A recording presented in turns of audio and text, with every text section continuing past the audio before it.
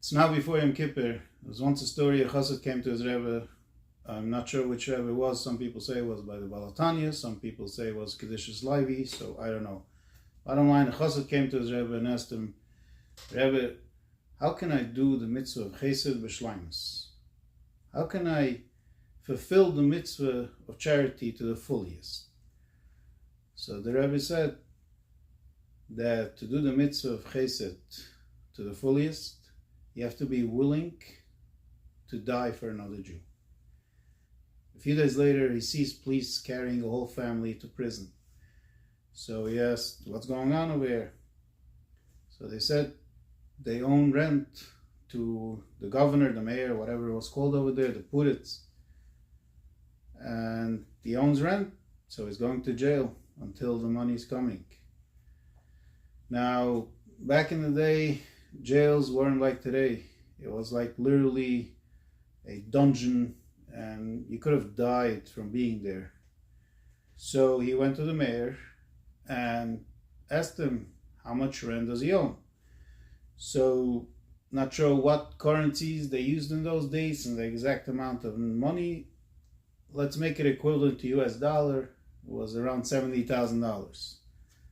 So the Puritz, whatever it was called, the Puritz, the mayor, he said, I need the full $70,000 and then the family can go. So the chassid said, come on, we got to make a settlement. How can I pay $70,000? How about I give you $20,000? So the Puritz says, no. I said $70,000, and $70,000 means $70,000 without a penny less. So the chassid started arguing, going back and forth, till finally they came to a conclusion, $50,000. So the mayor agreed, you pay $50,000 and I'll let the family go. So the chassid went out and he started collecting. So he went from house to house, he went to shuls, wherever he thought he could get money. And it went by a few days and he counted the money, he's only up to $20,000. And it was Erev Yom Kippur. And he thought to himself, where can I go now? Soon is going to be the Zman, and I can't leave the family there. They can't be there Yom Kippur. It's skana. They will die. But where can I get another $30,000 in this short time? So as he was walking in the street, he passed by a bar. And he saw inside a couple of non-religious Jews sitting and drinking and gambling.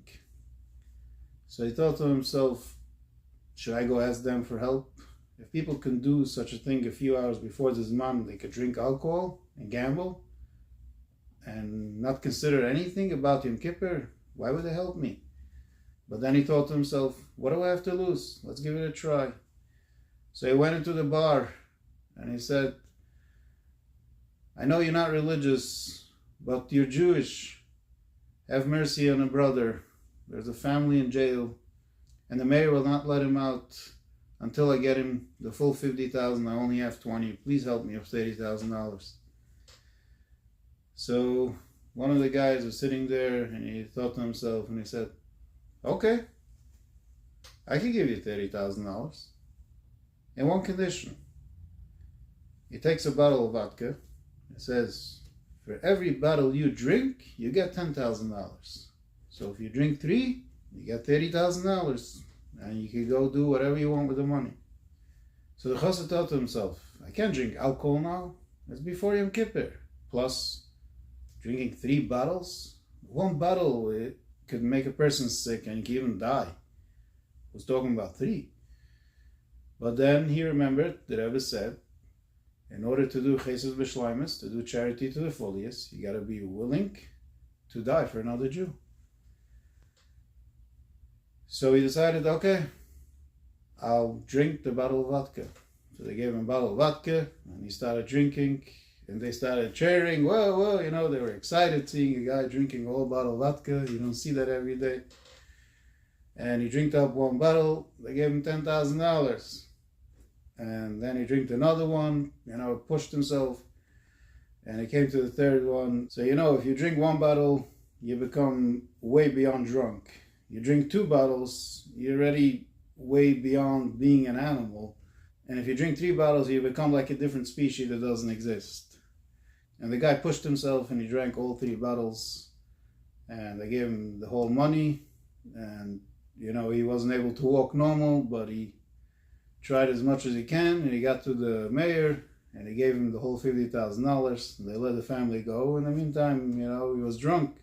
And the guard saw that he can't walk normal. So they took him to the shul and dumped him there. A few hours passed by, it's the Zman of Yom Kippur. And everybody started coming to shul for Kol Nidre. And they come in and they see somebody sitting there, not dressed for Yom Kippur, not dressed properly. And he was smelling from alcohol. And it was a strong odor. And they were like, what kind of person is that? This is what you do before Yom Kippur? You get drunk and you don't even dress for Yom Tov? But he was sitting quiet, so they figured, okay, let's leave him there as long as he sits quiet. Then the Rebbe enters the shul.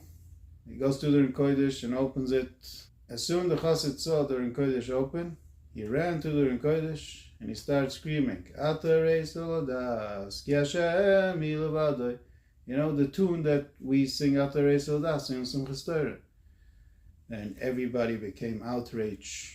Here a guy comes Yom Kippur at night, the holiest night of the year, drunk. And here he disturbs the Rebbe from starting Kol Nidre and giving the speech. So they wanted to pull him away. And the Rebbe said, no, leave him. Let him finish. So he finished the whole thing, and then he went back. And the Rebbe pursued with Kol Nidre, and the whole Yom Kippur went by, and everybody was wondering what happened over here. Why was this guy drunk, and why did the Rebbe allow him to just finish that whole Ata Reisa? So Motzei Yom Kippur, there was Suda, the Suda of Motzei Yom Kippur, and they asked the Rebbe, what happened over here? So the Rebbe said, what are we doing on Yom Kippur? On Yom Kippur we fast, and we keep on saying Al Chait, and we keep on knocking ourselves. What we're doing is, we are breaking our ego. The whole year we're busy following our ego, trying to do everything that's comfortable for us. And by fasting, then we go away from our ego, from our own selfish desires, because we don't eat. And to that, we keep on saying Al Chait, and we keep on knocking ourselves. Because every time we say Al Chait, we are lowering and lowering our ego. Until it comes to the end of Yom Kippur, and our ego is so down that we become connected to Hashem, we become like one with Hashem. We're pure. In Tshuva, there's 2 things you have to do. You have to leave the bad, and then you have to start doing good.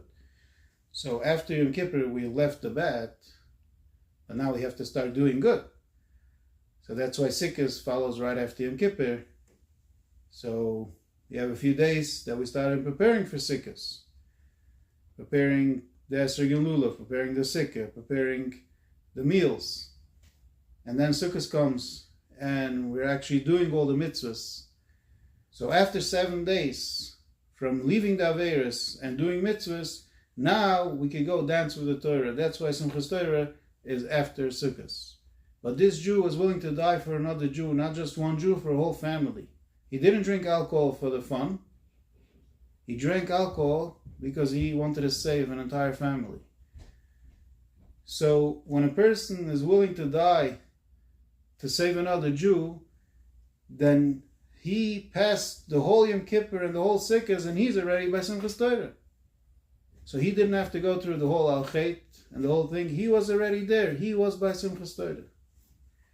So from this story you could see the amazing thing of chesed, of helping another Jew, and how important it is to help other people, and helping other people should be even when it's difficult.